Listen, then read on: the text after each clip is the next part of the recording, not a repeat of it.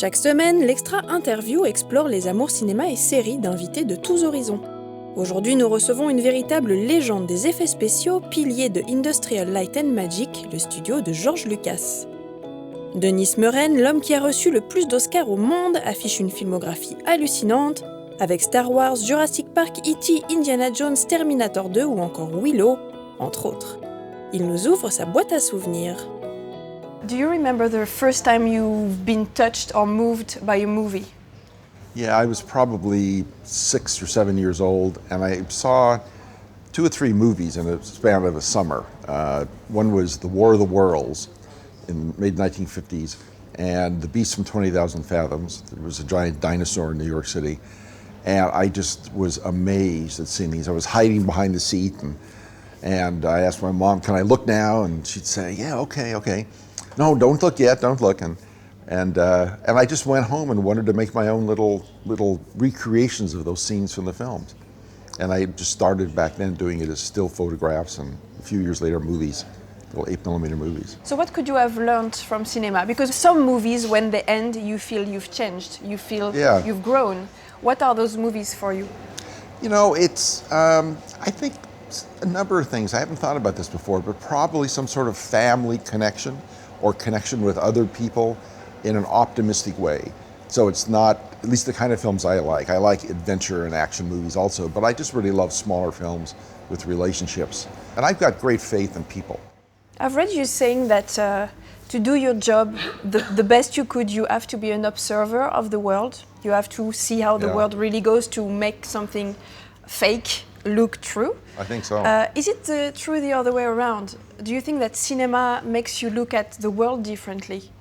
Oh yeah. I think what's one of the things of any art to be able to show something that you haven't seen.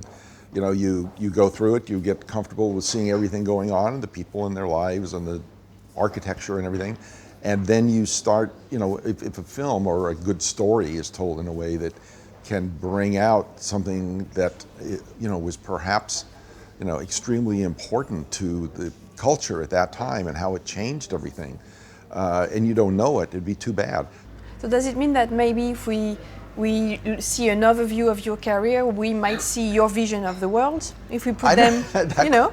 That might be saying too much, because the movies are made by the directors. Yeah, but we see pieces of your mind. Yeah, that could be, you know, I try to have things be heightened and be adventurous and be fun and perfect, you know. Often, like in E.T., I did everything I could to make the feeling, you know, with the bicycles flying through the air and the spaceship coming down and all that sort of stuff. And a few shots we did of E.T., make those be as like magical and dreamlike as possible, but also real. And you've worked in so many legendary movies. You've created some shots people, even me, can't ever forget, ever. Oh, thanks. Are there some of those images that you've seen in a movie that stuck in your mind? You know, when I was a kid growing up, you know, I was really impressed with the big King Kong, the original one, and you know, felt sort of a heartache when he died at the end and fell off the Empire State Building. And I was a big fan of a movie called The Thief of Baghdad that was made in the early 1940s with a giant genie in it who was sort of humorous and fun. And the scale of that, you know, was really impressive to me. I always liked spectacle, and I've always enjoyed from a distance seeing an earthquake or something like that, and think, oh my God, what would it be like to really be in that? And I've been in a couple of little earthquakes in Los Angeles, and they're nothing like they are in the movies. I mean, the movies, they're just fabulous. I mean, they're just amazing to look at. But there's always a larger than life. Definitely larger than life. That's right. And the earthquake is always the biggest one that's ever happened too. So.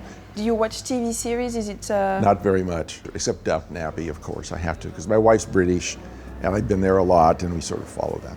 But not too much of the others. I grew up watching TV all the time and following series and all. And so I think I've just maybe had enough of that. I don't know. I think my whole generation was thrilled with, you know, from one side it was the family dramas, and there was Ozzie and Harriet and Father Knows Best, and you guys wouldn't know any of these sort of things, but there was also The Twilight Zone and The Outer Limit that really got your mind and your imagination going about storytelling, and then you're seeing it visual on TV, you know. And I think also my generation, you could flip the channels and just turn off something in the middle and change to something else. I think that got people's attention spans going faster, so that when Star Wars came out, and George's whole generation was faster thinking, and the cutting could be quicker.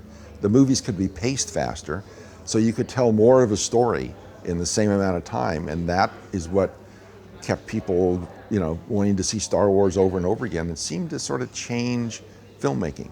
I was reading about the latest movies you saw that you loved, and one of them is Tangerine. Oh yeah. Which is a very... Did you see it? Yeah, I loved it. Girl, calm the fuck down. It's not that serious. I will go with you under one condition. You must promise me that there's not going to be any drama. I promise. Look at me in my eyes and promise.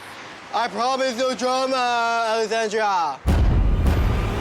Whoa! What the fuck? Oh, boy. Help me, officer! You didn't have to Chris Brown the bitch. What did you do to her? How do you feel watching those movies and those new directors wanting to make movies? And I know. Well, when I was in college, I made this low-budget film in 16 millimeter called Equinox.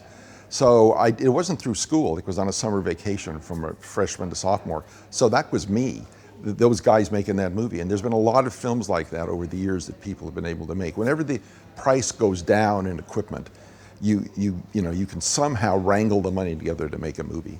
And my time was when the 16 millimeter came out and the lights got better. Plug a light into the wall, didn't have enough to shoot, and the film stock got a little better. And now with the iPhone or any phone system, you can do it. I just see myself in those films trying to do it. nous quittons Denis Muren qui partait pour Enghien-les-Bains afin de recevoir le génie d'honneur au Paris Image Digital Summit.